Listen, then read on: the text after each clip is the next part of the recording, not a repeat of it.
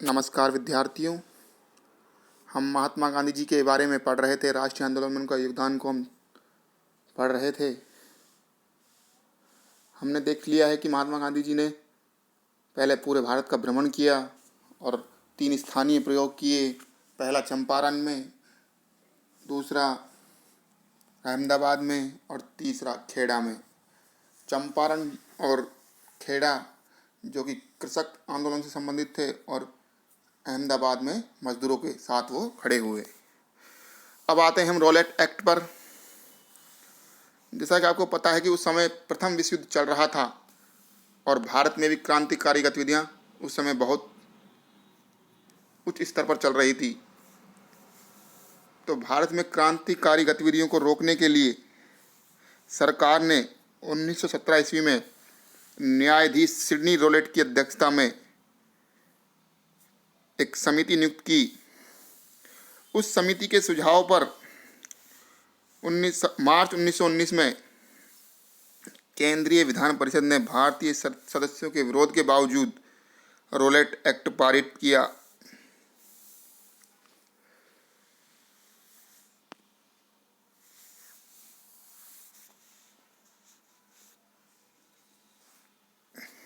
इस Rowlatt act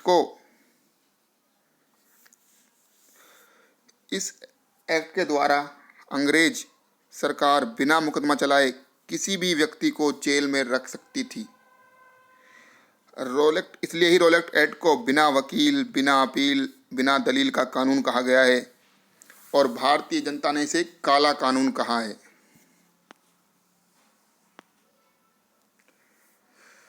चौबीस फरवरी 1919 को गांधी जी ने साबरमती आश्रम में बम्बई तथा गुजरात के होम रूल कार्यकर्ताओं की सहायता से सत्याग्रह सभा का गठन किया और इस एक्ट के विरोध का निर्णय लिया। 21 मार्च 1919 को विरोधों के बावजूद इस एक्ट को कानून का रूप दे दिया गया। गांधी जी ने, जो कि अब तक सरकार के सहयोगी थे, वो अब असहयोगी का रुख उन्होंने अपना लिया। 30 मार्च को एक अखिल भारतीय सत्याग्रह आंदोलन का दिन नियत किया गया और इस दिन 24 घंटे का उपवास, आत्मशुद्धि व प्रदर्शन के द्वारा इसका विरोध करने का प्रस्ताव रखा गया। बाद में समिति के द्वारा इसे बढ़ाकर 6 अप्रैल कर दिया गया। पहले 30 मार्च रखा गया था, उसे बाद में बढ़ाकर 6 अप्रैल कर दिया गया। गांधी जी के प्रवेश को सरकार ने देख लिया था कि गांधी जी किस तरह से आंदोलन कर रहे थे, तो उन्होंने गांधी जी के प्रवेश को दिल्ली व पंजाब में प्रतिबंधित कर दिया। वस्तुतः गांधी जी ने इसके विरोध के लिए सत्याग्रह सभा, होम रूल और खिलाफत के मंच का उपयोग किया। गांधी जी ने रॉलेट सत्याग्रह के लिए एक नई संगठन सभा बनाई जिसके अध्यक्ष स्वयं गांधी जी बने तथा शंकरलाल बैंकर, उमर सोमानी, डॉक्टर साते व हार्नीमैन जो कि बम्बई क्रॉनिकल के संपादक थे, इसके सदस्य थे। गांधी जी को दिल्ली प्रवेश के समय गिरफ्तार कर लिया गया और अब विद्रोह की भावना उग्र हो उठी। गांधी जी के सत्याग्रह का आम तौर पर सभी बड़े नेताओं ने समर्थन किया, किंतु जी.एस. खारपड़े तथा मुंजे और बाद में एनी बेसेंट ने भी इसका समर्थन नहीं किया। इस विरोध प्रदर्शन का सबसे बड़ा प्रभाव यह पड़ा कि केंद्र का प्रांतीय प्रशासन से संपर्क भंग हो गया और कुछ समय के लिए प्रांतीय सरकारों ने केवल अपने विवेक से प्रशासन को चलाया। बम्बई में गवर्नर लॉर्ड जॉर्ज ने एक कुशल प्रशासक की तरह हिंसात्मक हो चले इस आंदोलन में भीषण पक्षपात को रोकने का काम किया। तो ये था रॉलेट एक्ट। अब आते हैं हम जलियांवाला बाग। यह इसी से संबंधित है, इसी एक्ट से संबंधित है जलियांवाला बाग। पंजाब में 6 अप्रैल की जो हड़ताल थी वो सफल रही और 9 अप्रैल को डॉक्टर सतपाल और डॉक्टर किचलू के नेतृत्व में रामनवमी का जुलूस निकाला गया जिसमें मुसलमानों ने भी भाग लिया था। सरकार ने उन्हें गिरफ्तार कर पंजाब से निर्वासित कर दिया और 11 अप्रैल को वहां सैनिक शासन लागू कर दिया। 12 अप्रैल को मार्शल लॉ लागू कर दिया गया। 13 अप्रैल बैसाखी के दिन, जैसा कि आप जानते हैं कि भारतीय समाज में इसकी बहुत महत्वपूर्ण भूमिका है। बैसाखी के दिन आम जनता जब जलियांवाला बाग में इकट्ठी हुई तो वहाँ नेताओं की गिरफ्तारी का विरोध संबंधी भाषण दिया जाने लगा।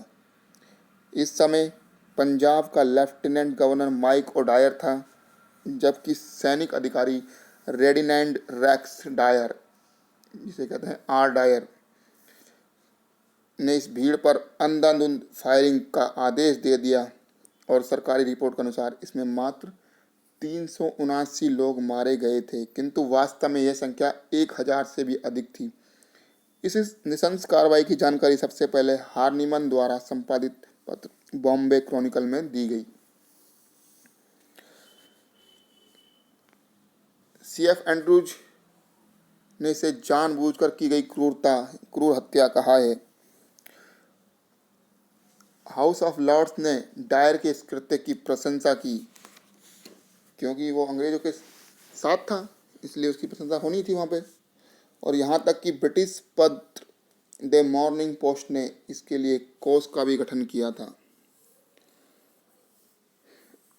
काफ़ी दबाव के चलते इस कांड की जांच के लिए हंटर कमेटी का गठन किया गया, जिसने 1920 में अपनी रिपोर्ट प्रस्तुत की थी और डायर के कृत्य को न्यायपूर्ण बताया गया इस कमेटी की रिपोर्ट में। इस कमेटी के साथ साथ ही कांग्रेस ने भी इस घटना की जांच के लिए अपनी अलग समिति बनाई थी, जिसकी अध्यक्षता पंडित मदन मोहन मालवीय ने की थी। इस समिति में गांधी जी, CR दास व मोतीलाल नेहरू भी शामिल थे। रॉलेट एक्ट व जलियांवाला बाग के विरोध में टैगोर ने अपनी नाइटहुड सर की उपाधि का त्याग कर दिया और वायसराय की कार्यकारिणी सदस्य शंकरन ने भी इस्तीफा दे दिया था। दिल्ली में होम रूल आंदोलन के दौरान डॉक्टर अंसारी के नेतृत्व में एक होम रूल शाखा स्थापित हुई। अंसारी तथा हकीम अजमल खां द्वारा भी रॉलेट एक्ट का विरोध किया गया। दिसंबर 1918 के मुस्लिम लीग के दिल्ली अधिवेशन में अब्दुल बारी ने गांधी को हिंदुस्तान का दिलेर नेता कहा।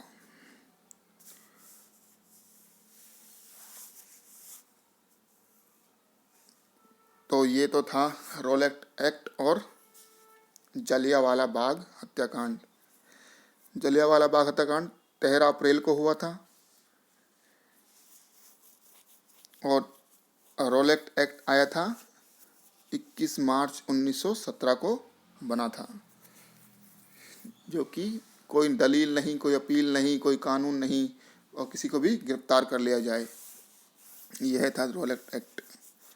तो इस तरह से अंग्रेजों ने भारत में दमनकारी नीति का प्रयोग किया था, जिसको समाप्त करने के लिए गांधी जी के द्वारा प्रयास किए गए थे। तो ये आज का हमारा ये टॉपिक था। आगे का हम अगली कक्षा में पढ़ेंगे। धन्यवाद विद्यार्थियों।